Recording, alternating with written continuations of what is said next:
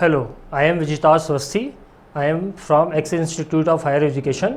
Today we will discuss about combinational circuit and design procedure of the combinational circuit, right? So firstly we have to see what are the combinational circuits. Combinational circuit क्या होंगे, इसको पहले समझने के लिए हमको देखना होगा कि कॉम्बिनेशनल सर्किट में बेसिकली ऐसा लॉजिक हम लोग इम्प्लीमेंट करते हैं कि उस पर कुछ हम variable number of input supply करेंगे और इन वेरिएबल नंबर ऑफ इनपुट के बेसिस पर कुछ हमारे variable number of outputs create होंगे। और most important thing is that कि किसी भी टाइम पर हमारे सर्किट का जो आउटपुट होगा वो उस टाइम पर जो भी इनपुट सप्लाई कर रहे हैं इन इनपुट्स पर डिपेंडेंट होता है। सो कॉम्बिनेशनल सर्किट एक ऐसा हमारे लॉजिक सर्किट होंगे कि जिस पर कभी भी जो भी हमको आउटपुट डिसाइड करना होगा वो सारे के सारे आउटपुट हमारे उस टाइम पर जो भी इनपुट हम लोग सप्लाई कर रहे हैं उन इनपुट पर हमारा डिपेंडेंट होगा। और जो हमारे इनपुट हैं ये वेरिएबल नंबर ऑफ इनपुट्स होंगे और जो आउटपुट्स हैं ये हमारे वेरिएबल नंबर ऑफ आउटपुट्स होंगे। Make sense? ओके, अब बात करते हैं कि डिज़ाइन प्रोसीजर क्या है, कि कैसे हम लोग अपने इन कॉम्बिनेशनल सर्किट को डिज़ाइन कर सकते हैं, राइट? सो कभी भी किसी भी प्रॉब्लम को हम लोग सबसे पहले जब किसी भी इस प्रॉब्लम के लिए कॉम्बिनेशनल सर्किट डिज़ाइन करना चाहेंगे तो सबसे पहले एक्सप्लोर करना चाहेंगे कि प्रॉब्लम है क्या। तो फर्स्ट स्टेप में हम लोग डिसाइड करते हैं, ये बताएंगे कि एक्चुअली में हमारी प्रॉब्लम क्या है, right? So in the first step we have to state the problem कि what is the problem. First जब हमारी प्रॉब्लम डिसाइड हो जाएगी कि हमारी क्या प्रॉब्लम क्या है, हमें किस पर्टिकुलर प्रॉब्लम के लिए अपना कॉम्बिनेशनल सर्किट डिज़ाइन करना है, देन इसके बाद हम लोग डिसाइड करेंगे कि जो भी प्रॉब्लम थी, सपोज दैट हमको एक लॉजिक प्रिपेयर करना है, तो इस लॉजिक पर कितने नंबर ऑफ इनपुट हमको सप्लाई करने हैं, मेक सेंस, और उन इनपुट के बेसिस पर कितने नंबर ऑफ आउटपुट्स हमारे आएंगे, राइट? तो we have to decide the number of inputs and the number of outputs, make sense. Then we have to assign the letter symbols to input and output. तो जितने भी हमने input और output हमने यहाँ पर दिए हैं इनको लेटर सिंबल असाइन कर देंगे। एग्जाम्पल कि सपोज हमने यहाँ पे 3 इनपुट दिए हैं तो 3 हमने यहाँ पर इसको x, y, z हमने 3 लेटर सिंबल असाइन कर दिए, और ये जो हमारे आउटपुट आ रहे हैं ये आउटपुट को हम a, b, c and d, ये हमने 4 आउटपुट यहाँ पर सिंबल इस पर असाइन कर दिए, राइट? सो ये 3 स्टेप हो गए स्टार्ट के हमारे किसी भी कॉम्बिनेशनल सर्किट के डिज़ाइन करने के। फर्स्ट हमको प्रॉब्लम स्टेट करनी होगी कि किस प्रॉब्लम के लिए लॉजिकल सर्किट डिज़ाइन करना है। देन नेक्स्ट स्टेप में हमको डिसाइड करना है कि कितने नंबर ऑफ इनपुट हम लोग सप्लाई करेंगे और उसके बेसिस पर कितने नंबर ऑफ आउटपुट हमारे क्रिएट होंगे। देन नेक्स्ट स्टेप में हमें ये जो भी इनपुट और आउटपुट हमने दिए हैं इनको लेटर सिंबल हम लोग असाइन कर देते हैं। देन इसके बाद जो भी हमने लेटर सिंबल असाइन किए हैं इन लेटर सिंबल पर हम लोग एक रिलेशनशिप डिसाइड कर देते हैं ट्रुथ टेबल के बेसिस पर। तो सपोज दैट हमारे पास x, y, z ये 3 इनपुट थे, मेक सेंस, और ये 4 हमारे आउटपुट क्रिएट हो रहे थे। तो इनके बीच में रिलेशनशिप को ट्रुथ टेबल के मीन से डिफाइन कर देते हैं, और जब हमारे इनके बीच की रिलेशनशिप को ट्रुथ टेबल से डिफाइन कर देंगे देन नेक्स्ट स्टेप में जितने भी आउटपुट वेरिएबल हैं a, b, c, d, ये जितने भी आउटपुट वेरिएबल्स हमारे हर एक आउटपुट वेरिएबल के लिए उसका बूलियन फंक्शन फाइंड आउट कर लेंगे। अब बूलियन फंक्शन फाइंड आउट करने के बहुत सारे अप्रोचेस हो सकते हैं हमारे। फॉर एग्जांपल हम लोग बूलियन अलजेब्रा का यूज़ कर सकते हैं, के मैप का यूज़ कर सकते हैं, whatever you want to use. इसका यूज़ करते हुए हम लोग अपना बूलियन फंक्शन फाइंड आउट कर लेंगे हर एक आउटपुट वेरिएबल के लिए। देन इसके बाद जैसे ही सबका फंक्शन आ जाता है हम उसके रिलेटेड उसका लॉजिक डायग्राम डिज़ाइन कर देते हैं, राइट? तो these are the 6 step to design a combinational circuit. अब हर इस स्टेप को एग्जाम्पल के थ्रू हम लोग एक्सप्लेन करते हैं। ओके, सपोज दैट हम लोग एक हाफ हेडर डिज़ाइन करना चाहते हैं। हाफ हेडर क्या होता है? हाफ हेडर एक ऐसा सर्किट हम लोग डिज़ाइन करना चाहते हैं जिस पर हम लोग 2 इनपुट सप्लाई करेंगे, 2 वो इनपुट सप्लाई करेंगे जिनको हम ऐड करना चाहते हैं, और ऐड करने के बाद हम आउटपुट क्या आएगा, जब भी हम जो इनपुट सप्लाई करेंगे उन इनपुट के बेसिस पर हमारा सम आएगा और हमारा कैरी जनरेट होगा। 2 बिट सप्लाई की, दोनों का सम आएगा, और अगर कोई कैरी जनरेट होगा तो कैरी भी हमारा जनरेट होगा। तो सबसे पहले हमने प्रॉब्लम स्टेट कर दी क्या, कि हमें अपना हाफ एडर डिज़ाइन करना है, राइट? इसके बाद हाफ एडर डिजाइन करना है तो हमने नंबर ऑफ इनपुट, ये 2 इनपुट सप्लाई करेंगे, 2 बिट्स को ऐड करना है, और नंबर ऑफ आउटपुट, एक सम आएगा एक कैरी आएगा, ये डिसाइड कर दिया। सेकंड स्टेप क्लियर हो गया।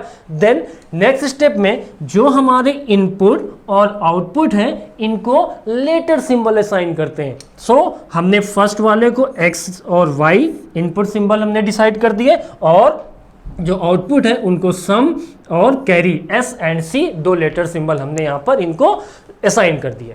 देन नेक्स्ट स्टेप में जब हमने लेटर सिंबल असाइन कर दिए तो अब जितने भी इनपुट वेरिएबल हैं और जो भी हमारे आउटपुट वेरिएबल हैं इनके बीच के रिलेशनशिप को ट्रुथ टेबल से डिफाइन करते हैं। कैसे डिफाइन करेंगे ट्रुथ टेबल से? सो देखिए ये एक ट्रुथ टेबल बनी हुई है। अब ट्रुथ टेबल से रिलेशनशिप क्या डिसाइड करेंगे?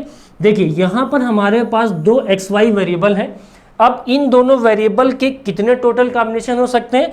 अगर हमारे पास n नंबर ऑफ इनपुट्स हैं, सो n नंबर ऑफ इनपुट के टोटल 2 की power n different combination possible होते हैं। बिकॉज यहाँ पर 2 इनपुट्स हैं, दैट्स वाई 2 की power 2 equal to 4 different combination possible होंगे। अब हर एक कॉम्बिनेशन के लिए हमारे इस सर्किट का आउटपुट क्या होना चाहिए हम डिसाइड करेंगे, राइट? सो फर्स्ट हमारा जो इनपुट कॉम्बिनेशन है 0 0, तो जब भी हमारा 0 0 सप्लाई होगा तो उस केस में हमारा सम आना चाहिए 0 और कैरी भी आना चाहिए 0। तो ये हमने यहाँ पर इसको असाइन कर दिया ट्रुथ टेबल पर। सेम नेक्स्ट कॉम्बिनेशन है 0 1। 0 1 वाले केस में जब 0 1 को ऐड करेंगे तो सम आएगा 1 और कैरी अभी भी हमारा 0 रहेगा। इस इनपुट के लिए भी रिलेशनशिप इनपुट आउटपुट वेरिएबल का डिफाइन हो गया।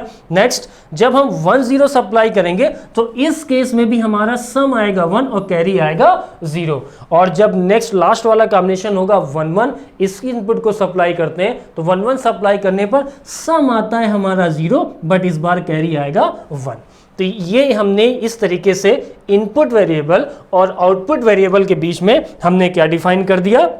हमने रिलेशनशिप यहां पर इन दोनों के बीच का डिफाइन कर दिया। डन? ओके। जब यहां पर हमारा इनपुट और आउटपुट वेरिएबल के बीच रिलेशनशिप डिफाइन हो गया तो अब हमने जितने भी आउटपुट वेरिएबल हैं हर एक आउटपुट वेरिएबल के लिए हम यहां पर फंक्शन डिफाइन करेंगे। मींस एक आउटपुट वेरिएबल हमारा सम का, एक एस हमारा सम का आउटपुट वेरिएबल है और दूसरा हमारा कैरी का हमारा आउटपुट वेरिएबल है, राइट? तो इस सम के लिए और इस कैरी के लिए इन दोनों ही आउटपुट वेरिएबल के लिए फंक्शन फाइंड आउट करेंगे। सो सिंपली फंक्शन कैसे फाइंड आउट किया? ये जो सम है ये इस पर्टिकुलर इनपुट के लिए 1 है और इस पर्टिकुलर इनपुट के लिए 1 है। तो ये जो सेकंड और थर्ड कॉम्बिनेशन है इन दोनों कॉम्बिनेशन के लिए सम का आउटपुट 1 है। तो हम सिंपली ट्रुथ टेबल से हमने इसका फंक्शन फाइंड आउट कर दिया। मिन टर्म लिख दिया हमने x complement y plus x y complement, right? SOP form में हमने अपने इस सम का फंक्शन फाइंड आउट कर दिया। सेम कैरी का फंक्शन फाइंड आउट करेंगे तो कैरी हमारा केवल 1 1 लास्ट वाले इनपुट के लिए 1 हो रहा है, तो इसके लिए कैरी का फंक्शन आ गया x y, केवल यही एक मिनटम हमारा कैरी के लिए निकलेगा। तो ये इन दोनों का क्या हो गया? हमारा फंक्शन निकल के आ गया। और जैसे ही फंक्शन निकल के आ जाएगा हम इसके करस्पॉन्डिंग, इन दोनों फंक्शन के करस्पॉन्डिंग इसका लॉजिक डायग्राम डिजाइन कर देते हैं। सो लॉजिक डायग्राम कैसा होगा? Like this. तो फंक्शन हमारा निकला था सम का x complement y plus x Y complement. So simple, x complement y के लिए हमने एक एंड गेट लगाया, एक्स वाई कॉम्प्लीमेंट सप्लाई कर दिया। Second term x Y complement के लिए, x कॉम्प्लीमेंट y के लिए एक अलग एंड गेट लगाया, ये दोनों इनपुट सप्लाई कर दिए और इन दोनों का क्या हो रहा था? प्लस मींस और ऑपरेशन हो रहा था, हमारा सम फंक्शन यहां से फाइंड आउट हो गया, राइट? इसी तरीके से कैरी के लिए हम लोग फंक्शन डिजाइन कर सकते हैं। कैरी किया एक्स वाई, तो सिंपल और एक्स वाई का एंड ऑपरेशन परफॉर्म कराया और कैरी के लिए हमने यहां पर इसका सर्किट डिजाइन कर दिया, राइट? तो ये हमारा अप्रोच होता है किसी भी कॉम्बिनेशनल लॉजिक को, कॉम्बिनेशनल सर्किट को डिजाइन करने का। इस तरीके से हम लोग इसको डिजाइन कर सकते हैं। एक तरीका और है, हम लोग इस तरीके से हाफ एडर का सर्किट एक तरीके से और डिजाइन कर सकते हैं। अगर हम लोग ध्यान दें कि ये जो सम का जो आउटपुट आया है, ये अगर सम के आउटपुट के बारे में बात करें, जो ट्रुथ टेबल पर देखें तो ये सम की ट्रुथ टेबल कितनी निकल के आई हमारी? 0 1 1 0, राइट? मीन्स क्या हुआ? अगर सम की ट्रुथ टेबल बात करें, एक्स वाई हमने इनपुट सप्लाई किए और ये हमारा सम निकल के आया 0 0 और 0 1 के लिए।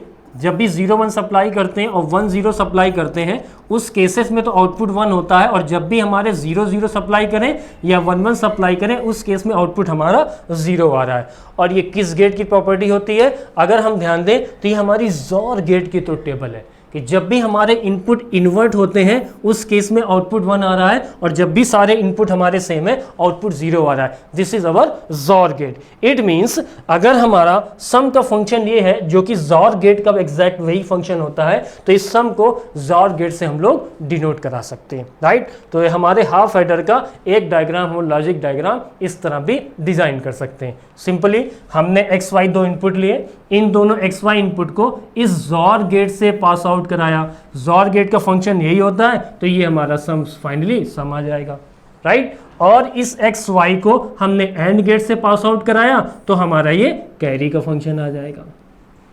सो this is another approach to design logic diagram of half adder. देख लीजिए, और ये हो गया जॉर गेट, x हमारा x जॉर y, ये सेम होता है x complement y plus x y complement, हमने यहाँ पर डिजाइन कर दिया, राइट। तो ये चाहे हम इस तरीके से हाफ एडर डिजाइन करें या फिर ये वाला सर्किट हम लोग यूज करें, दोनों ही हाफ एडर पर यूज किए जाते हैं।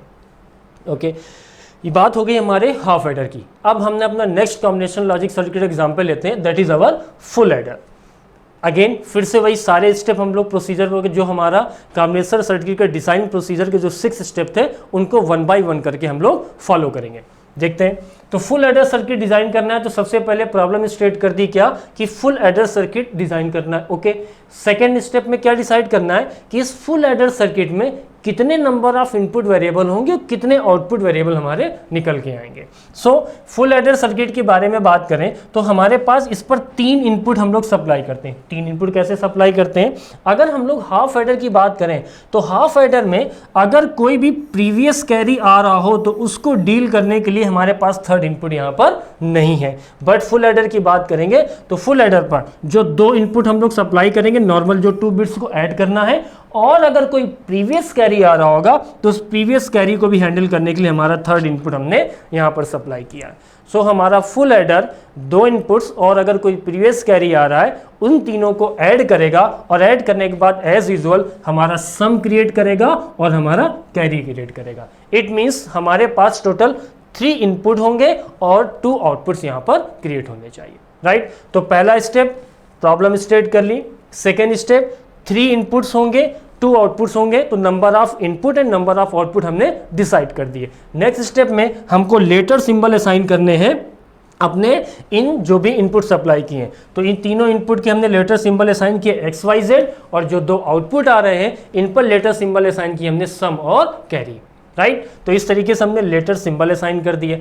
अब इस लेटर सिंबल को असाइन करने के बाद हमको क्या करना है, ये जो इनपुट वेरिएबल और आउटपुट वेरिएबल है इनके बीच की रिलेशनशिप को ट्रुथ टेबल से डिफाइन करना है। तो इनके बीच की रिलेशनशिप को ट्रुथ टेबल से डिफाइन कर देते हैं। तो ये रही हमारी ट्रुथ टेबल, जिसमें हमने इन दोनों वेरिएबल्स के ये इनपुट वेरिएबल जो 3 इनपुट वेरिएबल हैं और जो 2 आउटपुट वेरिएबल हैं इनके बीच के रिलेशनशिप को हमने यहाँ पर डिफाइन किया हुआ है। कैसे डिफाइन किया देख लेते हैं। बिकॉज हमारे पास यहाँ पर टोटल 3 इनपुट्स है, सो 2 की पावर 3 इक्वल टू 8। हमारे पास टोटल कितने 8 इनपुट के कॉम्बिनेशंस होंगे। ओके, सो फुल एडर में इन जो भी इन तीनों इनपुट वेरिएबल थे और जो 2 आउटपुट वेरिएबल थे इन दोनों के बीच के रिलेशनशिप को डिफाइन करने के लिए हमने ट्रुथ टेबल डिजाइन कर दी। हमारे पास टोटल 3 इनपुट थे हमारे पास, सो 2 की power 3 equal to 8 input combination होंगे, और हर एक इनपुट कॉम्बिनेशन के लिए हमारे सम और कैरी का क्या आउटपुट आएगा ये हम यहाँ पर फुल एडर पर डिसाइड कर लेते हैं। तो सेम अगर हमने एक्स वाई जेड ये 3 इनपुट्स में 0 0 सप्लाई किया तो सम आएगा 0, कैरी भी आएगा 0। तो इस तरीके से हमने ये सारे यहाँ पर इसके कॉम्बिनेशन हमने यहाँ पर डिसाइड करके रखे हुए हैं। तो अभी तक ये अगर इसकी बात करें यहाँ पर केवल अगर सेकेंड इनपुट पे 0 0 1 सप्लाई कर रहे हैं तो एक ही 1 है, दैट्स वाई सम आएगा 1, कैरी आएगा 0। इस नेक्स्ट इनपुट की बात करें 0 1 0 की, उस केस में भी हमारा सम आएगा 1 और कैरी आएगा 0। और अगर हम ये वाला इनपुट देखें जिसमें 0 1 1 सप्लाई कर रहे हैं, मींस 1 और 1 को ऐड कर रहे हैं, और जब 1 और 1 को ऐड करते हैं तो सम आता है 0 और कैरी जाता है हमारा 1। तो ये देखिए इसी का जब भी हमने 0 1 1 को ऐड किया तो हमारा सम आया 0, कैरी चला गया हमारा 1। सेम इस इनपुट के लिए बात करें, हमारे इस इनपुट के लिए बात करें, ये सारे के सारे सेम वैसे कॉम्बिनेशन है कि अगर सिंगल 1 है तो सम आएगा 1, कैरी आएगा 0। अगर हमारे पास इनपुट पर डबल 1 सप्लाई हो रहे हैं तो 1 और 1 का सम होता है 0 और कैरी चला जाता है 1। लास्ट इनपुट के बारे में बात करते हैं जिसमें हम हमारे 111 इनपुट पर है, एक्स वाई जेड तीनों की वैल्यू 1 1 1 है। उस केस में हमारे सम की वैल्यू भी 1 आती है और कैरी की वैल्यू भी 1 जाती है। सो यहाँ पे हमारा सम भी आएगा 1 और कैरी भी आएगा 1, राइट। इस तरीके से हमने अपने नेक्स्ट स्टेप में इनपुट वेरिएबल्स और आउटपुट वेरिएबल्स के रिलेशनशिप को ट्रुथ टेबल से डिफाइन कर दिया। और जैसे ही इन इनपुट वेरिएबल आउटपुट वेरिएबल का रिलेशनशिप डिफाइन होता है, हम हर एक आउटपुट वेरिएबल के लिए उसका फंक्शन डिसाइड कर निकाल लेते हैं। तो अब हमको क्या करना है, यहाँ पर जितने भी आउटपुट वेरिएबल हैं, कौन कौन से आउटपुट वेरिएबल हैं, हमारा सम है और हमारा कैरी है। तो सम और कैरी इन दोनों के लिए ही हमको क्या करना है, अपना इनका फंक्शन फाइंड आउट करना है। आप फंक्शन किसी भी अप्रोच से फाइंड आउट कर सकते हैं, आप बूलियन अलजेब्रा का यूज कर सकते हैं, के मैप का यूज कर सकते हैं, whatever you want to use. So हमने यहाँ पर के मैप से इन सम और कैरी का हमने यहाँ पर फंक्शन फाइंड आउट किया है, राइट। तो देख लेते हैं कैसे फाइंड आउट हुआ है। ये जो सम है हमारा, ये जो सम फंक्शन की बात करें तो सम फंक्शन हमारा मिन टर्म m1, इसके बाद मिन टर्म m2, देन इस मिन टर्म पर m4 पर, और हमारा नेक्स्ट मिन टर्म है m7। इस पर हमारा ये जो हमारा सम फंक्शन है इसकी वैल्यू 1 हो रही है। कौन कौन से मिन टर्म पर, min term 1, min term 2, 4 and 7। In min term पर हमारे फंक्शन की वैल्यू कितनी निकल रही है, 1 निकल रही है। तो इन पर्टिकुलर के मैप को डिजाइन किया और हमने उस पर 1 1 मार्क कर दिया। तो देखिए मिन टर्म m1 पर 1 है, m2 पर 1 है, m4 पर 1 है और m7 पे 1 है। इस तरीके से हमने यहाँ पर सम फंक्शन के लिए हमने के मैप पर 1 मार्क कर दिए। सेम कैरी वाले फंक्शन की बात, कैरी वाले आउटपुट की बात करते हैं। तो कैरी वाला आउटपुट हमारा किन किन पर्टिकुलर के लिए 1 है, इसके बारे में देख लेते हैं। ओके, सो कैरी वाला हमारा मेन टर्म m3, देन इसके बाद m5, m6 and m7। In min term हमारा कैरी फंक्शन की वैल्यू 1 है, तो वो हमने यहाँ पर के मैप पे मार्क कर दी 1। मिन टर्म m3 पर 1 है, m5 पर 1 है, m6 पर 1 है और m7 पर 1 है। इस तरीके से हमने 1 यहाँ पर कैरी वाले फंक्शन पर मार्क कर दिया। अब बात करते हैं इसकी पेयरिंग करते हैं। जब भी इसका फंक्शन सम वाले का फाइंड आउट करेंगे, बिकॉज यहाँ पर ये जो 1 दे रखे हैं, इनमें से किसी भी 1 का किसी एडजेसेंट ब्लॉक के साथ पेयर नहीं बन पा रहा है। तो यहाँ पर जो पेयर बनते हैं इनके, ये सिंगल के पेयर के मैप पर हमारे बनेंगे। तो हर एक 1 के लिए एक टर्म हम लोग फंक्शन पर फाइंड आउट करेंगे, राइट। और अगर जब भी कैरी वाले की बात करेंगे, कैरी वाले फंक्शन की बात करें, तो ये जो हमारे m5 m7 है, इन दोनों का बेटा एक पेयर बन जाएगा, राइट। इस तरीके से m3 और m7 इन दोनों का एक पेयर बन जाएगा, राइट। और अगर बात करेंगे m6 m7, इस 1 को इंक्लूड करने के लिए भी एक पेयर बनाना पड़ेगा, तो इन दोनों का भी एक पेयर बन जाएगा। इस तरीके से 3 हमारे एडजेसेंट पेयर यहाँ पर क्रिएट होंगे कैरी फंक्शन के लिए, और इस तरीके से इन दोनों का फंक्शन हम लोग फाइंड आउट कर सकते हैं। Make sense? सो इसका जो फंक्शन हम लोगों ने के मैप से फाइंड आउट किया वो ये निकल के आया। देखिए हमारे सम के लिए ये अलग अलग मिन टर्म थे, केवल सिंगल का पेयर बना हुआ है, इसलिए हमारे 3 वेरिएबल हर एक पर्टिकुलर पर आएंगे, तो ये 3 वेरिएबल आए। तो ये हमारा सम का फंक्शन निकल के आया, x complement y complement z plus x complement y z complement plus x y complement z complement plus x y z, ये सम का फंक्शन आया। और इसी तरीके से कैरी वाले फंक्शन के बारे में अगर हम लोग बात करेंगे, तो अगर हम इस वाले ब्लॉक के बारे में बात करें जो हमारे m5 और m7 के कॉम्बिनेशन से बना हुआ है, तो इसमें हम कौन से वेरिएबल हमको कॉमन मिलेंगे, x कॉमन मिलेगा हमको और हमारा z वेरिएबल कॉमन मिलेगा। तो x z, अगर हम इस पेयर के बारे में बात करें जो m3 और m7 के में बन रहा है, इसमें हमारा yz कॉमन है, सो इसके यहाँ पर yz हो जाएगा।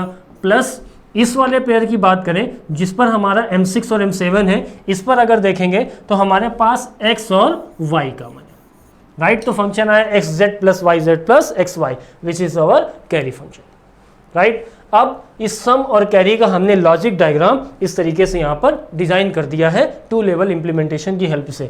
XYZ कैसे डिफाइन किया हमने, जितने भी हमारे सम का लॉजिक डायग्राम डिजाइन करना है तो जितने भी प्रोडक्ट टर्म हैं इन प्रोडक्ट टर्म को हमने एंड गेट लगाते हुए डिजाइन कर दिया यहाँ पर, और इन सारे प्रोडक्ट टर्म का हमको और ऑपरेशन करना था तो एक और गेट लगा करके फाइनली सम फाइंड आउट कर लिया। सेम कैरी फंक्शन के लिए किया कि जितने भी हमारे ये प्रोडक्ट टर्म है हर एक प्रोडक्ट टर्म के लिए एंड गेट लगाया और इन एंड गेट के आउटपुट को लास्ट में फाइनल एक और गेट से पास आउट करा दिया तो हमारा कैरी फंक्शन यहाँ पर फाइंड आउट हो गया। इस तरीके से हम लोग अपने फुल एडर के सम और कैरी के फंक्शन को डिज़ाइन कर सकते हैं, राइट। बट अभी हमने देखा था कि अगर हमने जब हाफ एडर डिज़ाइन किया था तो इस हाफ एडर को डिज़ाइन करने में हम लोगों ने इस जॉर गेट की हेल्प से हाफ एडर को डिज़ाइन कर दिया था।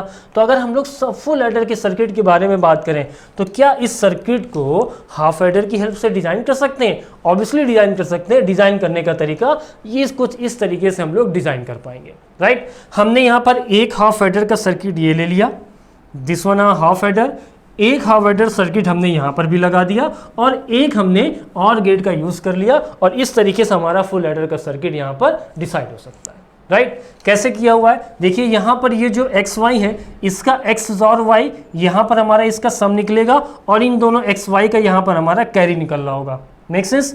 अब ये जो सम जा रहा है और ये जो एक हमारा जेड थर्ड इनपुट है इन दोनों का सम भी इस जॉर गेट से आ जाएगा और इसको पर्टिकुलर इस वाले को और इस वाले को ऐड करके इनका कैरी जनरेट हो जाएगा और यहाँ पर जो कैरी जनरेट हो रहा था और ये जो कैरी जनरेट हो रहा है इनका यहाँ पे और गेट लगा करके फाइनल कैरी हम लोग फाइंड आउट कर सकते हैं। इस तरीके से हमारा फुल एडर सर्किट डिज़ाइन हो सकता है, राइट। तो ये एक तरीका है हमारे 2 हाफ एडर का यूज़ करते हुए अपने फुल एडर सर्किट को डिज़ाइन करने का। अगर हम बात करें कि किस तरीके से हमने यहाँ पर फंक्शन लिखे हुए हैं, देखिए एक्स वाई का XOR operation, that's why it is X XOR Y, right. और यहाँ पर हमने एक्स जॉर वाई एक इनपुट है और दूसरा इनपुट अगर हम लोग ट्रैक करें तो वो जेड का इनपुट है, तो एक्स जॉर वाई और जॉर जेड, ये हमारा सम का फंक्शन आ गया। अगर हम लोग बात करें कैरी के फंक्शन के बारे में तो इसका एक इनपुट है हमारा एक्स जार वाई और सेकेंड इनपुट हमारा जेड, तो X XOR Y dot Z ये हमारा एक ऑपरेशन हो गया और सेकेंड इसमें एक इनपुट ये हो गया और दूसरा इनपुट हमारा क्या निकल के आ रहा है, एक्स वाई इनपुट निकल के आ रहा है। तो X XOR Y dot Z के साथ एक्स वाई का हमने यहाँ पर प्लस ऑपरेशन और ऑपरेशन परफॉर्म करा दिया, सो हमारा ये फाइनल कैरी निकल के आ जाता है यहाँ पर, मेक सेंस। तो ये तरीका था हमारा 2 हाफ एडर का यूज़ करते हुए एक फुल एडर डिज़ाइन करने का। अगर हम बात करें कि जो सम का फंक्शन आया है और ये जो कैरी का फंक्शन आया है, क्या ये एग्जैक्टली वही फंक्शन है जो हमारे ये सम कैरी का फंक्शन है? एग्जैक्टली सेम वही फंक्शन है। देख लीजिए, इसको हमने यहाँ पर सिंप्लीफाई किया है। अगर हम एक्स और वाई के बारे में बात करें तो सो एक्स और वाई अगर हम लोग कभी भी लिखते हैं तो इसका हम लोग फंक्शन लिख सकते हैं X complement Y plus x Y complement, इसकी ट्रुथ टेबल से जॉर गेट की ट्रुथ टेबल से, तो वही हमने यहाँ पर सिंप्लीफाई किया। एक्स और वाई को लिख दिया X Y complement plus X complement Y और जेड हमारा यहाँ पर ये बाहर था, ठीक है। इसको अगर सिंप्लीफाई करें तो Z XOR operation X Y complement plus X complement Y, right. अब z का इस पूरे पर्टिकुलर टर्म के साथ जॉर ऑपरेशन परफॉर्म कराएंगे तो कितना निकल के आएगा, इस तरीके से हमारा आ गया। आप इस z को एक टर्म मान लीजिए, इस वाले को सेकंड टर्म मान लीजिए, तो इस तरीके से हमारा जॉर गेट को एक्सप्लेन कर दिया z के साथ। और जब इसको फाइनली अंदर सिंप्लीफाई करते हैं तो सिंप्लीफाई करने पर हमारा सेम सम का फंक्शन वही निकल के आ जाता है जो कि हमारा हमने अभी यहाँ पर ये सम का फंक्शन फाइंड आउट किया था, राइट। तो इट मीन्स इस डायग्राम में जो सम का फंक्शन निकला है और इस डायग्राम में जो सम का फंक्शन निकला है दोनों ही सेम है, सो दोनों का आउटपुट सेम आता है। बात करते हैं कैरी के फंक्शन के बारे में। तो कैरी के फंक्शन को जब हमने सिंप्लीफाई किया तो हमारा इतना आया X complement Y X complement Y Z plus x Y. अगर इसको हम लोग के मैप पर हम लोग इंप्लीमेंट करेंगे तब भी हमारे सेम वही इनपुट्स जाते हैं जो कि हमारे कैरी के फंक्शन के जा रहे थे। तो इस तरीके से हमारा ये कैरी वाला फंक्शन भी एग्जैक्टली वही फंक्शन निकल के आता है जो कि हमारा कैरी का फंक्शन वहाँ पर डिज़ाइन किया था। एक बार यहाँ पर फटाक से देख लेते हैं। अगर एक्स वाई जेड के बारे में बात करें, यहाँ पर हमारा 0 1 होता है, 1 1 एंड 1 0। अगर हम एक्स वाई कॉम्प्लीमेंट जेड को मार्क करना चाहें, एक्स मार्क करना है y कॉम्प्लीमेंट z को मार्क करना चाहें तो यहाँ पर 1 होगा। जो सेकेंड टर्म है x कॉम्प्लीमेंट yz हमारा यहाँ पर 1 होता है। और अगर थर्ड टर्म की बात करें विच इज़ एक्स वाई, तो एक्स वाई यहाँ पर भी x और y की वैल्यू 1 है हमारी, और यहाँ पर भी x और y की वैल्यू 1 है, राइट। तो देखा तो के मैप पर हमारे इन 4 वाले पर मिन टर्म पर 1 है, वो जो सेम था हमारे कैरी का जो हमने के मैप डिजाइन किया था कि इन 4 मिन टर्म पर हमारा 1 था। Make sense? सो ये कैरी का फंक्शन भी एग्जैक्टली वैसा ही होगा जो कि हमारा कैरी का फंक्शन यहाँ पर निकल के आ रहा था, ये वाला, राइट। तो अपने फुल एडर को इस तरीके से भी डिजाइन किया जा सकता है। सो this is an another example of combinational circuit. Make sense? अब एक हम लोग और बात करते हैं एक नेक्स्ट एग्जांपल के बारे में, which is our code conversion circuit. अब इस कोड कन्वर्जन सर्किट की हमको क्यों नीड पड़ती है? बहुत सारे कंप्यूटर सिस्टम में डिफरेंट टाइप के कोडिंग सिस्टम को अडॉप्ट किया जाता है, और अगर 2 कंप्यूटर सिस्टम हो जिन पर दोनों पर अलग अलग कोडिंग सिस्टम यूज़ हो रहा हो और उन दोनों कंप्यूटर को आपस में कम्युनिकेट करना हो, तो हमें उन दोनों के बीच में कोड कन्वर्जन का सर्किट चाहिए ही होगा। अदरवाइज जो एक सिस्टम पर इंफॉर्मेशन स्टोर है वो दूसरे सिस्टम के लिए कुछ और इंफॉर्मेशन हो जाएगी। इसलिए इन दोनों सिस्टम को अगर आपस में कम्युनिकेट करना है तो उस केस में हमें उन दोनों के बीच में एक कन्वर्जन सर्किट की नीड पड़ती है। हम यहाँ पर ले रहे हैं अपना एक एग्जाम्पल कि एक सिस्टम में हमारा BCD binary coded decimal system use हो रहा है कोडिंग का, और दूसरा हमारा सिस्टम है जिसमें XS3 कोडिंग सिस्टम यूज हो रहा है। अगर इन दोनों के बीच में कम्युनिकेशन कराना है तो हमारे कोड कन्वर्जन का सर्किट कैसे डिजाइन करेंगे? सो दिस इज अवर प्रॉब्लम। तो फर्स्ट स्टेप हमने अपने कॉम्बिनेशनल सर्किट को कंप्लीट कर लिया। क्या? हमने अपनी प्रॉब्लम स्टेट कर दी। प्रॉब्लम क्या थी? कोड कन्वर्जन का सर्किट डिजाइन करना है, BCD टू XS3 में कोड में कन्वर्ट करना है। बोले डन। सेकेंड स्टेप क्या था? हमको नंबर ऑफ इनपुट वेरिएबल और number of output variable decide करने थे। सो हमारे BCD कोड को कितने बिट से रिप्रेजेंट करते हैं? हमें पता है 4 बिट से डिनोट करते हैं। सो हमने यहाँ पर 4 इनपुट्स ले लिए, 1 2 3 4 इनपुट ले लिए, और XS3 कोड को भी 4 बिट से डिनोट करते हैं। दैट्स वाई इसके यहाँ पर 4 आउटपुट्स हमने ले लिए। थर्ड स्टेप में इनपुट और आउटपुट को क्या देना था? जितने भी थे हमारे इनपुट आउटपुट उनको लेटर सिंबल असाइन करना था। तो यहाँ पर ABCD हमने 4 ये यहाँ पर सिंबल दे दिए और WXYZ यहाँ पर सिंबल दे दिए। सो हमने इनपुट और आउटपुट को लेटर सिंबल भी असाइन कर दिया। नेक्स्ट स्टेप में क्या करना था कि इन जितने भी इनपुट हैं और जितने भी आउटपुट हैं इन दोनों के बीच के रिलेशनशिप को ट्रुथ टेबल से डिफाइन करना है। तो ट्रुथ टेबल से डिफाइन करते हैं। ये हो गया हमारा इनपुट BCD का और ये होगा हमारा XS3 का आउटपुट। अगर 0 की बात करें तो 0 को BCD में कैसे रिप्रेजेंट कराते हैं? 4 टाइम्स 0 से, और इसी 0 को अगर हम रिप्रेजेंट कराना चाहते हैं XS3 कोड में तो बिकॉज प्लस XS3 को +3 होके चलता है तो 0011 ये हमारा XS3 का कोड हो गया। सेम अगर 1 डिजिट के बारे में बात करें तो 1 को डिनोट कराते हैं BCD कोड में 0001 से, और सेम यहाँ पर डिनोट कराते हैं XS3 कोड को 0100 से। तो मतलब हमारा वही हुआ ना कि अगर इनपुट में हम BCD कोड सप्लाई कर रहे हैं तो आउटपुट पे हमें ये XS3 कोड मिलना चाहिए। इनपुट पर अगर ये 1 सप्लाई कर रहे हैं तो 1 जो XS3 कोड में मिलता है ये आउटपुट आना चाहिए, राइट। इसी तरीके से हम लोग बात करेंगे अगर सेकंड डिजिट के बारे में बात करें, 2 के बारे में बात करें तो 2 को BCD कोड में 0010 से डिनोट करते हैं, और इस 2 को हम लोग XS3 कोड में 0101 से डिनोट करते हैं। सेम हर एक डिजिट के लिए हमने यहाँ पर डिफाइन कर रखा है। 3 के लिए रिलेशनशिप ऐसे डिफाइन किया, 4 के लिए ये डिफाइन किया, 5 के लिए ये डिफाइन किया, 6 के लिए रिलेशनशिप ये, 7 के लिए ये, 8 के लिए ये, और 9 के लिए ये हमने यहाँ पर डिफाइन कर दिया BCD और XS3 के बीच के रिलेशनशिप को। अब इस पर जो भी रिलेशनशिप हमने डिफाइन किए हैं तो अगर ध्यान दें हमारे पास टोटल कितनी नंबर ऑफ बिट्स हुई? 0 to 9 10 बिट्स हुई। कितने इनपुट वेरिएबल थे? हमारे पास 4 इनपुट वेरिएबल थे, राइट। अगर 4 इनपुट वेरिएबल थे तो टोटल इनपुट के 16 कॉम्बिनेशन होने चाहिए, but we are using only 10 combination. So remaining 6 combinations are don't care conditions. Which are don't care condition, जिसमें फर्क नहीं पड़ता कि उनका क्या इनपुट आएगा, उन इनपुट पर सर्किट का आउटपुट क्या होगा, राइट। तो ये जो इसके बाद वाले जितने भी हमारे रिमेनिंग 6 कॉम्बिनेशन है वो हमारे लिए डोंट केयर कंडीशन की तरह वर्क करेंगे। अब वही करना है नेक्स्ट स्टेप में, हर एक आउटपुट वेरिएबल के लिए के मैप का यूज करते हुए उसका फंक्शन फाइंड आउट कर दिया। तो हम देखेंगे W वाले को अगर हम लोग ध्यान दें तो W वाला लास्ट की जो 4 मिनटम है इन पर 1 है, X वाला कहाँ पर 1 है और Y वाले कहाँ पर 1 है, इसके बेसिस पर हमने इस तरीके से यहाँ पर के मैप डिसाइड किया है। अगर Z वाले की बात करें तो Z वाला कहाँ पर 1 है, M0 पे 1 है, M2 पर 1 है, M4 पर 1 है, M6 पर 1 है और M7 पर 1 है। इसी तरीके से इसको हमने यहाँ पर इम्प्लीमेंट कर दिया, राइट। तो z का फंक्शन हमने यहाँ पर डिसाइड किया, इसी तरीके से हमने y का फंक्शन यहाँ पर डिफाइन किया और ये हमने यहाँ पर x और अपने z का के मैप पर हमने यहाँ पर फंक्शन डिफाइन कर दिया, राइट। और इसके बाद इनको के मैप की पेयरिंग कर दी और पेयरिंग करने के बाद इनके हमने यहाँ पर आउटपुट फाइंड आउट कर लिए। ध्यान रखिएगा यहाँ पर डोंट केयर कंडीशन क्या थी, तो हमारा मिन टर्म 10, 11, 12, 13, 14, 15 ये हमारे डोंट केयर कंडीशन थी।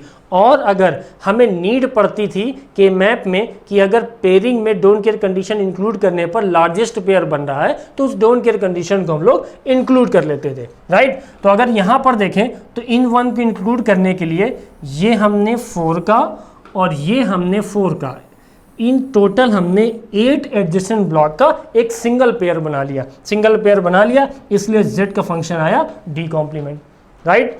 इसी तरीके से अगर हमने यहाँ पर बात करें तो इस वाले 1 को इंक्लूड करने के लिए अगर डोंट केयर कंडीशन को इंक्लूड करेंगे तो एक हमारा 4 का पेयर ये बन जाएगा और एक सेकंड अगर बात करेंगे तो एक 4 का पेयर ये बन जाएगा। और जैसे कि मैप से जिस पेयर पर जो वेरिएबल कॉमन होता है वो फंक्शन हम लोग वो पर्टिकुलर वेरिएबल को यहाँ पर मेंशन कर देते हैं। ये y का फंक्शन आ गया CD plus CD complement. Same हमने x वाले के बारे में बात करते हैं तो इस पर पेयर क्या बनेंगे, इस 1 को इंक्लूड करने के लिए हमने क्या किया है, यहाँ पर पेयरिंग स्टार्ट की है। ये देखिए ऐसे यहाँ पर हमारा ये 4 का एक पेयर ये बन गया, मेक सेंस। अगर अब जो ये सिंगल 1 बचा हुआ है, इस सिंगल 1 को इंक्लूड करने के बारे में हम लोग बात करें तो इस सिंगल 1 को इंक्लूड करने के लिए हम लोग फिर से 4 का पेयर क्रिएट कर सकते हैं विच इज़ दिस 1। इस तरीके से हम लोग एक 4 का पेयर क्रिएट कर सकते हैं। और इसी तरीके से इस 1 को इंक्लूड करने के लिए जब इस 1 को इंक्लूड करेंगे तो ये डोंट केयर कंडीशन को इंक्लूड करते हुए हम इस भी 4 का पेयर यहाँ पर क्रिएट कर सकते हैं, राइट। और इस तरीके से हम अपना फंक्शन फाइंड आउट कर सकते हैं। तो जब इन 2 पेयर और ये जो 4 का पेयर क्रिएट किया है इसको इंक्लूड करके, ये जो 4 का पेयर क्रिएट किया है हमने इन मिन टर्म को इंक्लूड करते, इनके लिए जो फंक्शन लिखेंगे वो b complement c plus b complement d निकल के आता है। और जो इस 4 का हम लोग पेयर हमने यहाँ पर क्रिएट किया है इसके लिए अगर हम लोग फाइंड आउट करना चाहें अपने फंक्शन को तो फंक्शन हमारा क्या निकल के आएगा, हमारा b कॉमन है तो b और साथ ही साथ हमारी c की वैल्यू कॉमन नहीं और हमारा निकल के आएगा केवल हमारा इस पर हमारी d की वैल्यू 0 है, इस पर भी d की वैल्यू 0 है तो d कॉम्प्लीमेंट निकल के आएगा। सो हमारा फंक्शन निकल के आता है bd कॉम्प्लीमेंट, राइट। और इसी तरीके से हमारा यहाँ पर w का फंक्शन ये निकल के आता है, मेक सेंस। और इसी तरीके से हम इसको फंक्शन को ये जितने भी फंक्शन हमारे यहाँ हैं इन फंक्शन का यूज़ करते हुए हम लोग अपने लॉजिक सर्किट को कुछ इस तरीके से एडजस्ट कर सकते हैं। लॉजिक सर्किट का डिज़ाइन करने का सेम वही अप्रोच हमारा कि जो भी हमारे फंक्शंस आए उन फंक्शन को अपने अकॉर्डिंग हम लोग मैनिपुलेट कर लेते हैं। अपने अकॉर्डिंग मीन्स बूलियन अलजेब्रा का यूज़ करते हुए कि कैसे हमारा सर्किट हमारा सिंप्लीफाई मैंने हो सकता है उसका यूज़ करते हुए हम लोग इस तरीके से अपने सर्किट को डिज़ाइन कर सकते हैं। So this is the circuit of by BCD to XS3 code converter. तो हमने आज के लेक्चर में इस वीडियो लेक्चर में 3 हम लोगों ने देखे अपने एग्जाम्पल अपने कॉम्बिनेशनल सर्किट को डिज़ाइन करने के लिए, half adder, full adder and BCD to XS3 code converter. Thank you.